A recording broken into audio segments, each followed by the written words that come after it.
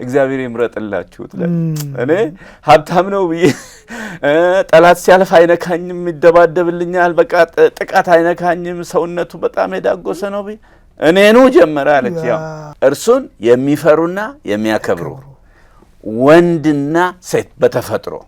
ይሄ በኋላ የቀየረው አይደለም በኋላ የቀየረችው መሐል ላይ የቀየሩት አይደለም እሱን አይቀበሉም እግዚአብሔር ቃል አይደለ ጀንደር እንትን አይደለ ነው እሱን አይደለም በተፈጥሮ ገና ከመጀመሪያ እንደ አዳምና እንደ ሔዋን በተፈጥሮ ወንድና ሴት የሆኑ እና ደግሞ በእምነታቸው አንድ አይነት የሆኑ እግዚአብሔርን የሚፈሩና የሚያከብሩ ሁለታቸው ደግሞ የሚዋደዱ እነዚህ እንዲጋቡ የእግዚአብሔር ፈቃድ ሰምና ወርቅ ግጥም ነው መጀመሪያ ራሱ አየ ግጥም ነው ይሄ ደሞዝ አልበቃ ቀኑም አልደረሰ ፈጣሪ መስገን መስተመርጨ አዝመራው ደረሰ ግጥም ነው በጣም ግሩም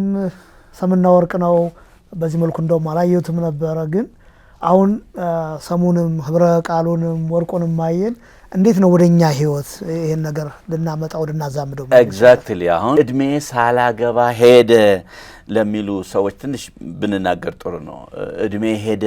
ሳላገባ ቀረው እንደዚህ የምትሉ ወገኖች ብትኖሩ እድሜ ቁጥር ነው እና እየጸለያችሁ ቆዩ እግዚአብሔር በጊዜውና በሰዓቱ ትክክለኛውን ሰው ያመጣል